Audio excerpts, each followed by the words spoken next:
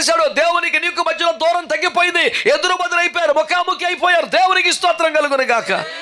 ఉన్నత శిఖరమునికి ఎక్కిన వాడికి కూడా శ్రమలు వస్తాయి, పోరాటాలు వస్తాయి, కానీ గెలిపే ఓటమి ఉండదు. అవునా? సరే వెళ్ళాడు, కరెక్టే. యజమాలంటే సైతందాలకు తరిమిందనుకో, ఒప్పుకుందాను. అక్కడ ఎందుకని సుడిగాలు రావాలా?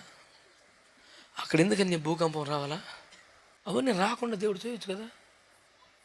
నేను చెప్పాను, ఏదో సావు తప్పి కన్నులు అట్టపోయి పైకి వెళ్ళి బతికిపోయాడు అనుకుంటావని నీళ్ళంటోడు. పెనుగాలి వచ్చినా, సుడిగాలి వచ్చినా, భూకంపం వచ్చినా, పిడుగులు పడ్డా చెక్కు చెదరని ఒక మహాపర్వతానికి మించినటువంటి మేరు నగధీరుడై పర్వత సమానుడై ఉన్నాడని నీకు అర్థమవుతాకి, నాకు అర్థమవుతాకి అతన్ని రప్పించాడరా బాబు. హల్లెలూయా. నువ్వు నిజముగా విద్యార్థులను ప్రేమించి వాడివైతే పరీక్ష ఎందుకు పెట్టావంటే ఏం చెప్పాలా?